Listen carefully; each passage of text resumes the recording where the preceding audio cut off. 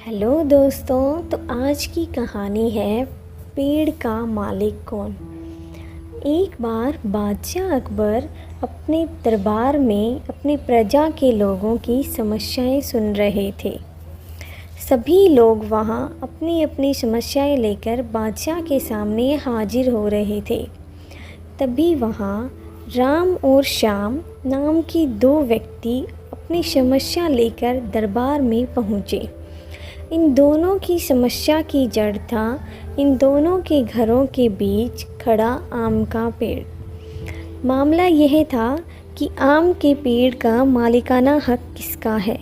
राम कह रहा था कि पेड़ उसका है, वहीं श्याम का कहना था कि पेड़ उसका है।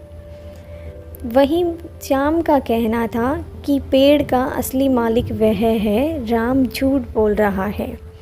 पेड़ एक और मालिक दो का मामला बहुत उलझा हुआ था और दोनों में से कोई भी हार मानने को तैयार नहीं था। दोनों पक्षों की बातें सुनकर और सोच विचार करने के बाद बादशाह अकबर ने यह मामला अपने नवरत्नों में से एक बीरबल को सौंपा। मामले को सुलझाने और सच्चाई का पता लगाने के लिए बीरबल ने एक नाटक रचा। उस शाम बीरबल ने दो सिपाहियों से कहा कि वह राम के घर जाए और उससे जाकर कहे कि उसके आम के पेड़ से आम चोरी हो रही है। उन्होंने दो सिपाहियों को श्याम के घर जाकर यही संदेश देने को कहा। साथ ही बीरबल ने कहा कि यह संदेश देने के बाद वो उनके घर के पास छिपकर देखे कि राम और श्याम क्या करते हैं। बीरबल ने यह भी कहा कि यह बात राम और श्याम को पता नहीं होनी चाहिए। सिपाहियों ने बिल्कुल वैसे ही किया जैसा बीरबल ने कहा। दो सिपाही राम के घर गए और दो सिपाही श्याम के घर गए। जब वो वहाँ पहुँचे तो उन्हें पता चला कि राकेश और महेश दोनों ही घर में नहीं थे। तो सिपाहियों ने उनकी पत्नियों को यह संदेश दे दिया। जब राम घर पहुंचा तो उसकी पत्नी ने उसे आम की चोरी की सूचना दी। यह सुनकर राम ने कहा, अरे भाग्यवान, खाना तो खिला दो। आम के चक्कर में क्या अब मैं भूखा बैठा रहूं? और कौन सा वह पेड़ मेरा है? चोरी हो रही है तो होने दो, सुबह देखेंगे। यह कहकर वह खाना खाने लगा। वहीं जब श्याम घर वापस आया तो उसकी पत्नी ने यह बात उसे बताई तो वह उल्टे पैर पेड़ की तरफ दौड़ पड़ा।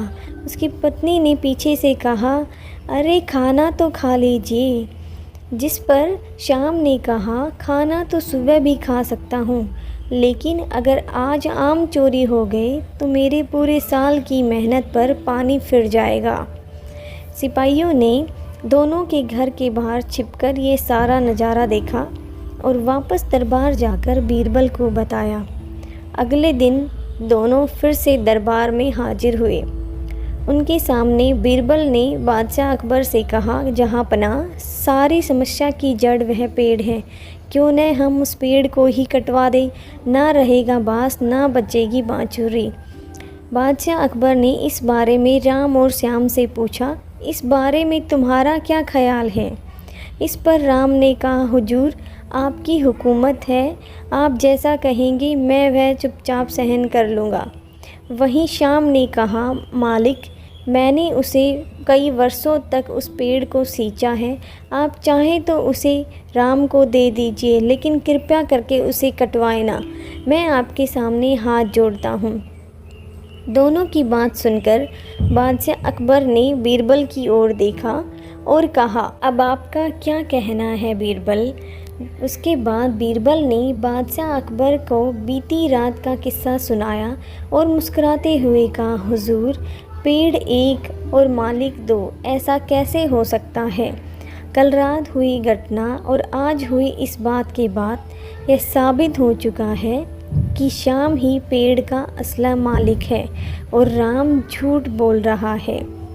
यह सुनकर बादशाह ने बीरबल को शाबाशी दी और उन्होंने अपनी हक के लिए लड़ने के लिए श्याम को बधाई दी। वह चोरी करने व झूठ बोलने के इल्ज़ाम में राम को सजा दी।